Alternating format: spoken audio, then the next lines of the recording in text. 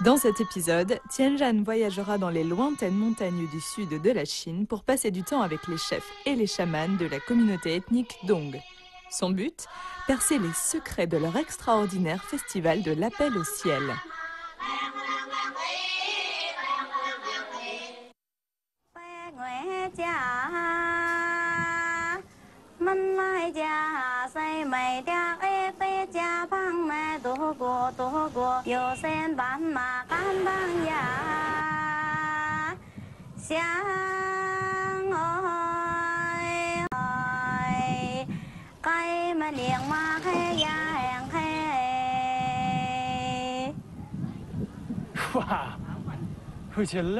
Regardez-moi cet endroit, on se croirait en plein conte de fées, n'est-ce pas?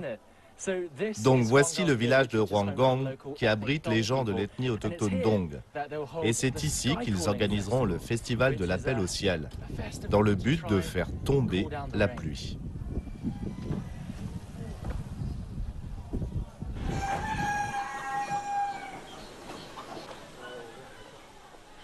Huanggang est l'unique village Dong de Chine, construit entièrement en bois. C'est ici qu'est né le festival de l'appel au ciel. Chaque année autour de juillet, les habitants offrent des sacrifices pour faire pleuvoir. Ce qui est étrange, étant donné que le climat ici dans la province du Guizhou a tendance à être chaud et humide. La raison devient bientôt évidente, le riz. Comme les 3 autres millions de Dong du sud de la Chine, les gens ici sont des agriculteurs. Même pendant l'actuelle saison basse, la vie tourne toujours autour de la récolte. Beaucoup sont encore occupés avec celle de l'année dernière. Comme le riz est plus gourmand en eau que les autres céréales, une sécheresse représenterait un désastre. Les Dong sont un peuple très travailleur. Néanmoins, la première impression de Tianjan était que seules les femmes travaillaient, avant qu'on ne lui dise que les hommes étaient tous dans les rizières.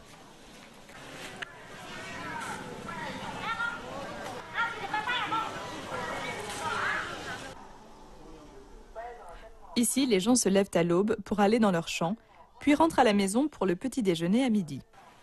Ensuite, retour aux rizières. Le déjeuner n'est en général qu'une collation pour tenir jusqu'au dîner, qui est habituellement après 21h. Pour cela, Tianjan rencontre l'un des anciens chefs du village, Wu Longyin, qui a accepté de le recevoir dans ses rizières.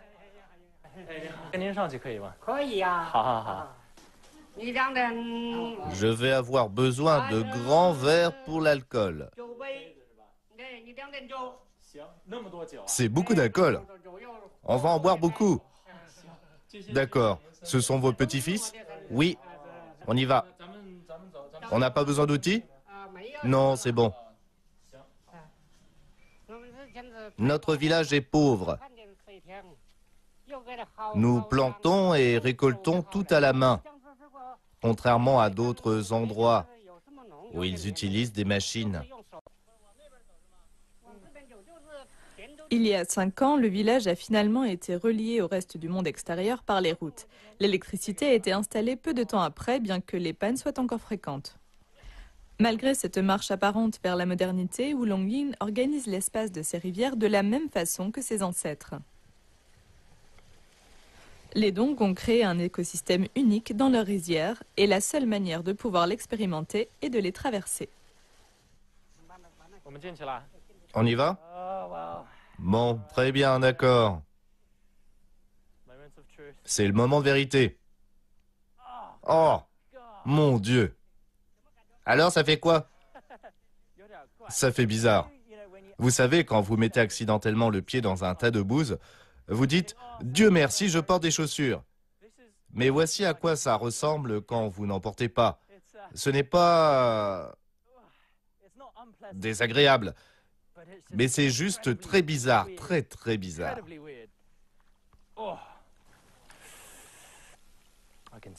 Je vois le poisson maintenant.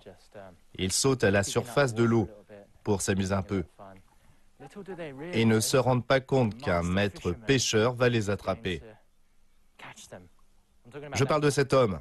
Regardez-le, c'était rapide. Si je me promène là-bas, ils vont partir. Doucement. C'est juste ici. Ici. Je l'avais presque. Il est entre mes jambes. Je crois que je l'ai attrapé par la queue. Oui, oui, oui, oui, oui, regardez ça, regardez ça. Oh oui, pour une fois dans ma vie, j'ai pris un poisson avec mes mains.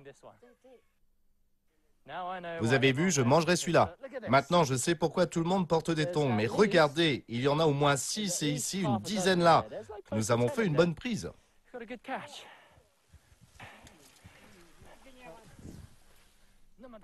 Habituellement, ils mangent du riz gluant sur le pouce pour le déjeuner. Mais comme on est hors saison, ils ont tout leur temps pour pouvoir s'asseoir et apprécier un repas fraîchement cuisiné.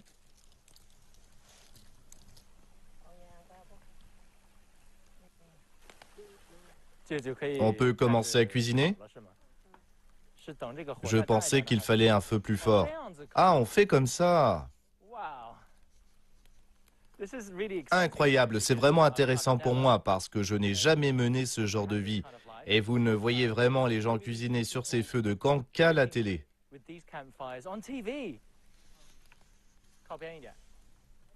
Sauf que Tianren est à la télé en ce moment. Alors qu'il grille patiemment son déjeuner, il découvre pourquoi les Dong élèvent des poissons dans leur rizière. Ce n'est pas seulement parce qu'ils sont bons, mais aussi parce qu'ils agissent comme un pesticide naturel en engloutissant les mauvaises herbes, les escargots et les larves de moustiques. C'est une utilisation ingénieuse de l'espace et un aperçu de la façon dont les Dong ont appris à maîtriser leur environnement. Elle apprend également que le choix des variétés de riz, et il y en a des dizaines, se fait en fonction de l'altitude.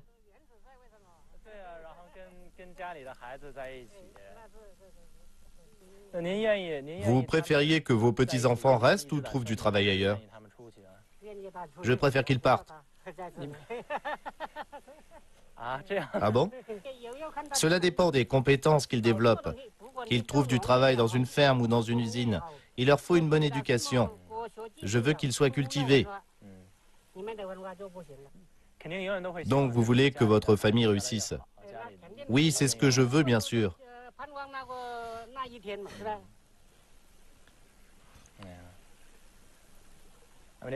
C'est un peu triste que, vous savez, c'est ce qui se passe en Chine. Les gens quittent leur village et seules les personnes âgées restent. Mais c'est juste un mode de vie, n'est-ce pas? Et je suppose que peut-être dans quelques générations, les gens reviendront. Le tourisme est énorme. Ça a déjà transformé leur vie et peut-être que ça aidera les jeunes à revenir.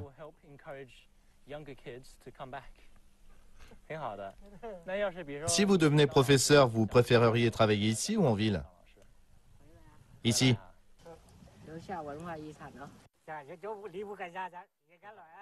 Tianren est agréablement surpris de constater qu'il veut revenir pour transmettre son héritage culturel. Santé! Même s'ils viennent de déjeuner, M. Wu insiste pour que Tianren le rejoigne pour dîner. Il nous dit que les gens de la ville n'ont pas de légumes comme les siens. Ils sont très gros. Avez-vous déjà vu de la ciboule comme ça? Honnêtement, vous ne verrez jamais ça dans les supermarchés. C'est seulement ici que vous aurez de la ciboule de cette taille.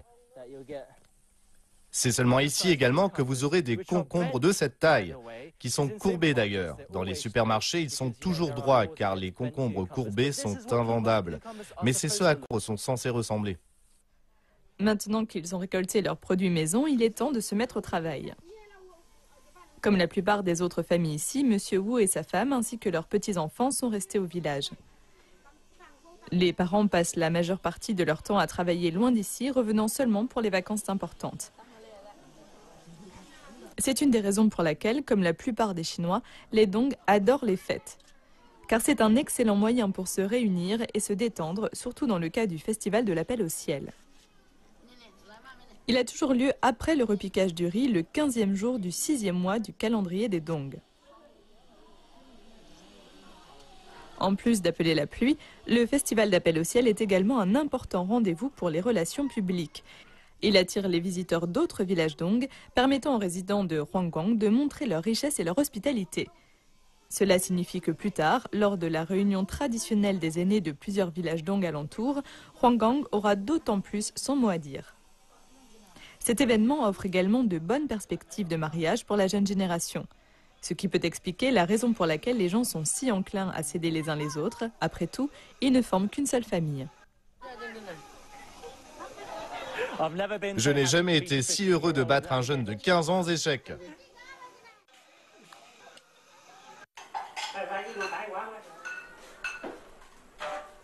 Difficile de montrer à quel point les dongs sont accueillants. Par exemple, Monsieur Wu a emprunté un poulet à son voisin pour s'assurer que les membres de carnet de route mangent à leur faim. Tout le monde croit à l'appel au ciel? Bien sûr, si on n'organise pas ce festival, notre village et ceux autour souffriront de la sécheresse.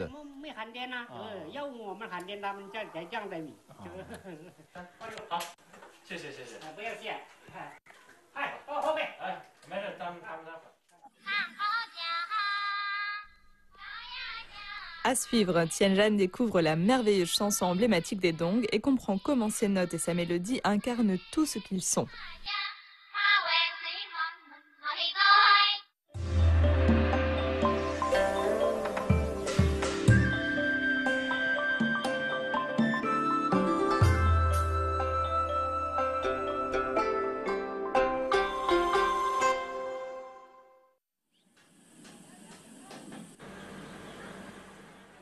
Il ne reste que 3 jours avant le festival. Tianjan peut ressentir de la fébrilité dans l'air.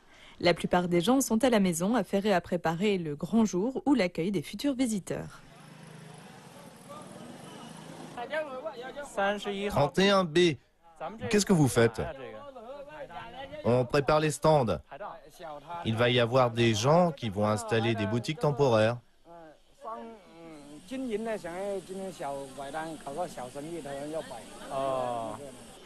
Et quand ça? Le jour du festival de l'appel au ciel. Il y a plus de gens qui viennent? Oui. Ce phénomène de commercialisation est récent? Non. Ce n'est que pendant le festival. Pendant les jours ordinaires, on n'a pas ça. C'est pas trop le bazar avec tous ces gens qui viennent de l'extérieur? Non, tout est sous contrôle.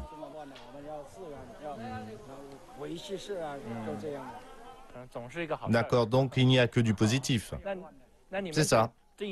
Toute la rue va être remplie de stands? Oui, tout du long. Il y aura combien de stands? On ne les a pas encore tous enregistrés. 100?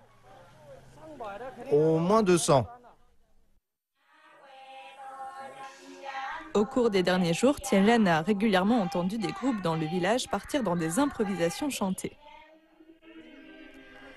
La création dont les dongs sont les plus fiers, c'est leur grand chant. Et ils ont un dicton.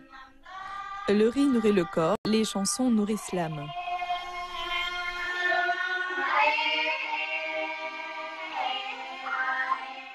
Leur grand chant consiste grosso modo en un chœur sans chef d'orchestre. Comme un banc de poissons ou une volée d'hirondelles, tout le monde connaît instinctivement sa partie.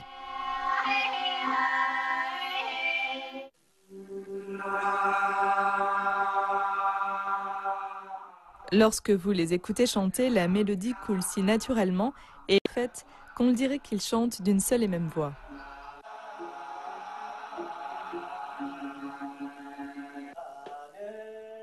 Wu Preiyun est le plus vieux chanteur du village et c'est lui qui est chargé d'enseigner aux jeunes générations.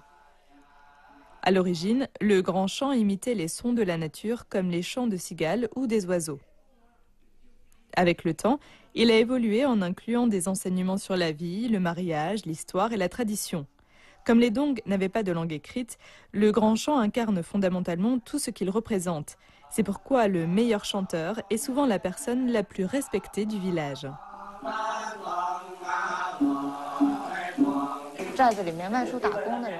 Contrairement à d'autres travailleurs migrants en Chine, les personnes qui quittent le village pour gagner leur vie trouvent encore des emplois liés au chant.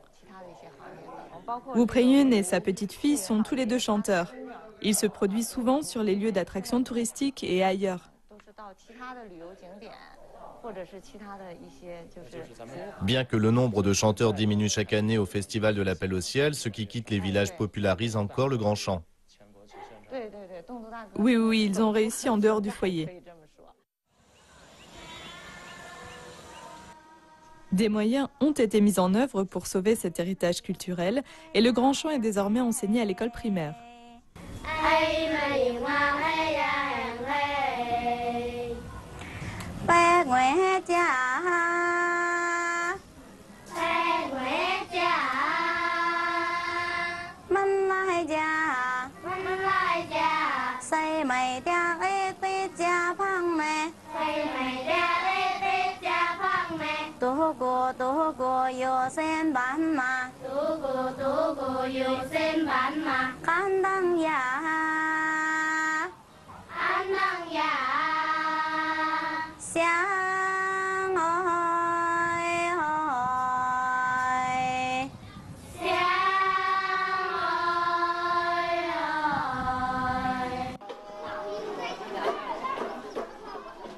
Même s'il est classé au patrimoine culturel immatériel de l'UNESCO, l'avenir du Grand Chant est incertain.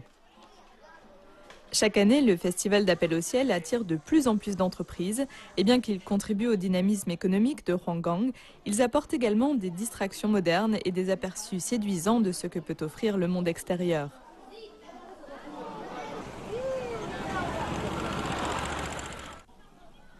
Mais pour l'instant au moins, les habitants sont optimistes.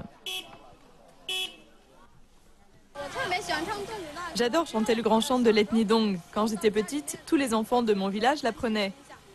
Ils adoraient le chanter. Et je pense que nous devons conserver cette partie de notre patrimoine.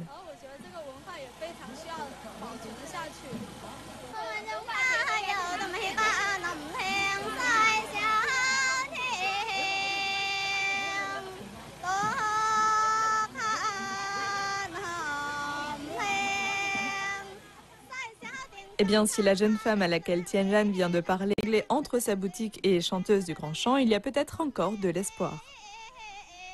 Peut-être que les gens du village de Huanggang arriveront à atteindre l'équilibre entre la chanson et la vie et trouver cette corde sensible qui résonne à la fois avec la tradition et la modernité.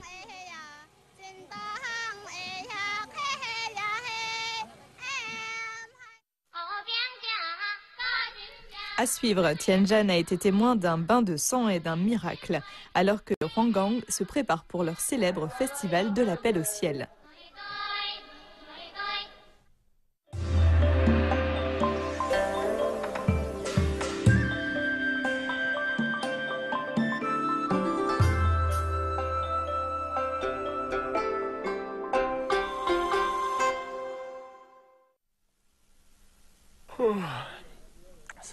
Donc il est 5h30 du matin. En fait, j'étais réveillé à 4h30 et je m'attendais à entendre les cris du bétail qu'on abat. Mais quand je suis descendu, comme je n'entendais toujours rien, j'ai compris que tout avait déjà été fait et que le massacre avait déjà commencé. On voit les petites sources de lumière, des lampes tout au long de cette rue, car tout le monde abat des vaches. Nous avons eu une coupure d'électricité la nuit dernière, c'est pourquoi tout le monde utilise des lampes.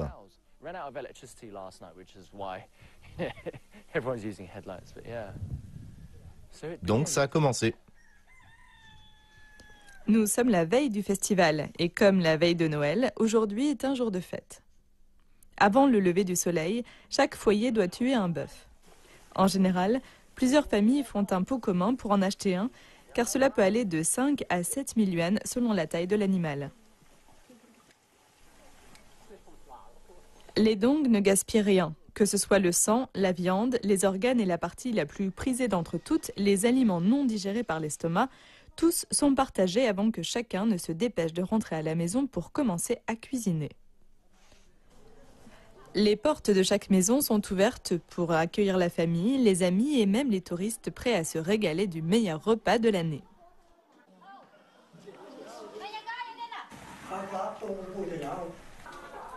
Tianjan est invité à déjeuner demain chez l'un des personnages emblématiques du festival de l'appel au ciel, le chaman.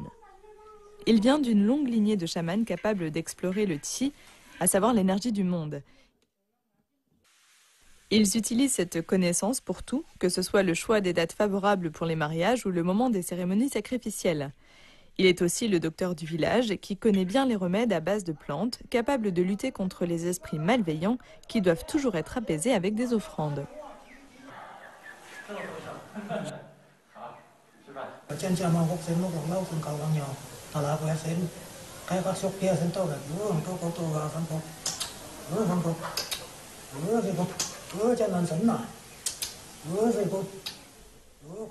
Tianjan n'a aucune idée de ce qu'il fait. C'était très mystérieux. Qu'est-ce que vous avez fait? Je remerciais l'esprit de mes ancêtres. Et j'ai porté un toast envers mon maître chaman.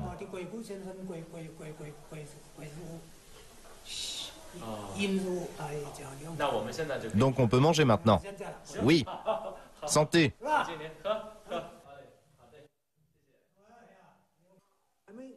Seuls les hommes peuvent devenir chamans.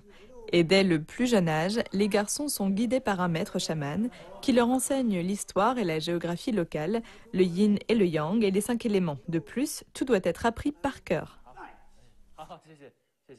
Au cours de sa vie, l'étudiant chaman doit accompagner le maître dans les cérémonies sacrificielles, mais ce n'est qu'après la mort du maître et que l'élève a eu ses propres petits-enfants qu'il peut devenir le nouveau chaman du village. Il a beaucoup de responsabilités et même lorsqu'il soigne un malade, Monsieur Wu ne prend pas d'argent, mais il reçoit des cadeaux comme du riz, des or, de l'alcool. En cette journée spéciale, c'est juste un habitant comme les autres qui nous accueille avec l'hospitalité caractéristique des Dong.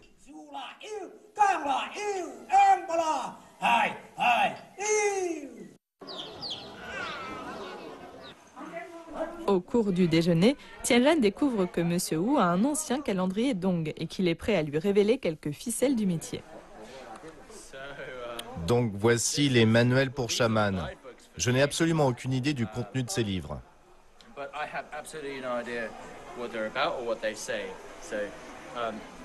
Quels sont ces livres? Ces 2 manuels nous apportent des réponses pour les grands travaux.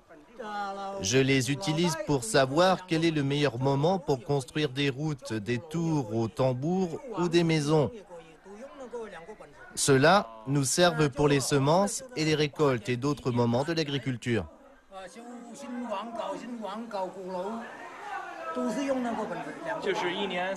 J'ai l'impression que vous pouvez les utiliser pour n'importe quel événement de l'année. Et si je tombe malade, vous pourriez dire à cause de quel mauvais esprit c'est dû?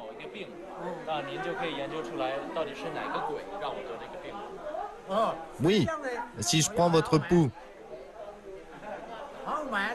Regardez, il pleut. C'est parce que j'ai sorti ces livres.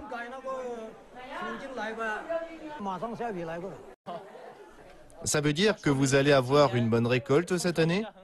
Oui, une récolte exceptionnelle.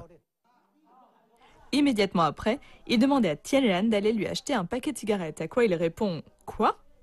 Il s'avère que les fumées n'étaient pas pour lui. Il allume les cigarettes pour remercier les esprits de la pluie qui peuvent apprécier des cigarettes de rituel à travers lui. Oui, tout est logique maintenant.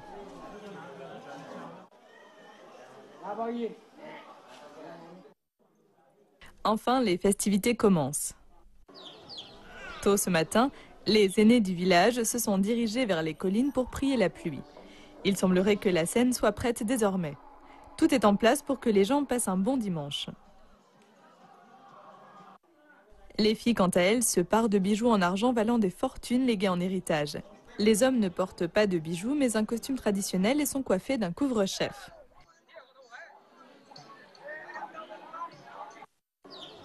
Maintenant que tout le monde est comblé, le festival peut commencer. Alors faites sonner la fanfare.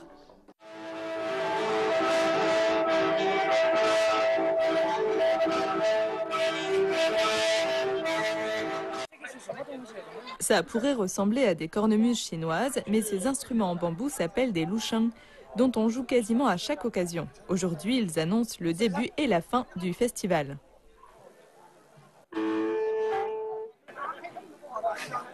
Enfin, il pourrait si Tianlan arrivait à en sortir un son.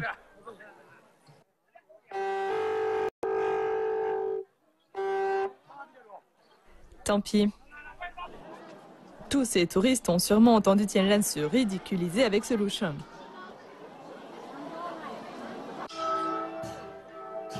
Notre chaman est à la tête de la procession. Alors qu'il chante et qu'il propulse des jets d'eau avec sa bouche, il doit diriger les anciens du village, les chanteurs et les joueurs de lusheng sur la place du village où se déroulera le festival.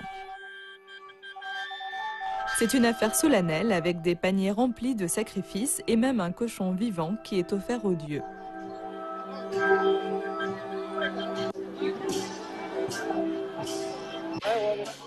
Dans l'ordre, le premier rituel consiste à brûler de l'encens pour Sasui, la déesse mère des Dong. Bien que les Dong croient en de nombreux dieux et esprits, Sasui est leur divinité suprême. C'est pourquoi de la nourriture, de l'alcool et le cochon doivent lui être sacrifiés pour assurer sa protection et ses bonnes faveurs. L'appel au ciel n'a lieu qu'après ce rituel.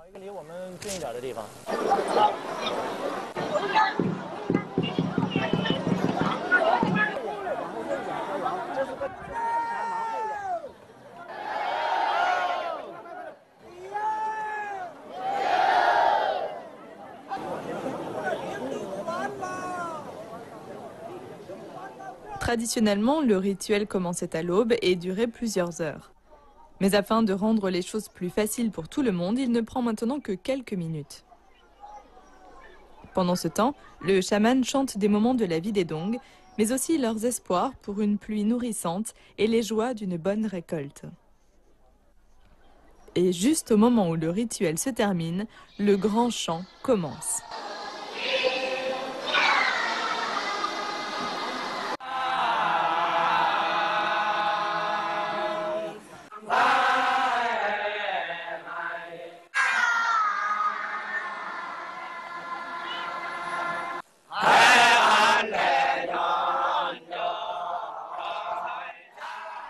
Il nous apprend qu'il y a longtemps, un jeune homme Dong est parti à la recherche de la plus belle chose au monde.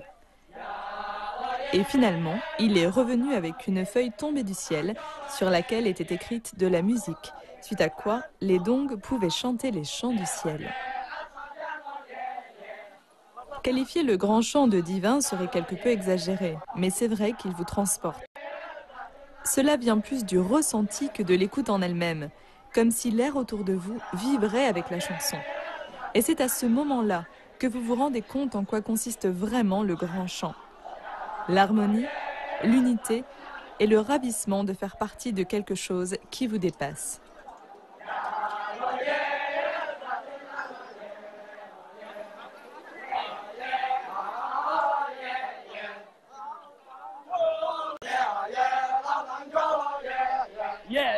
Oui, oui.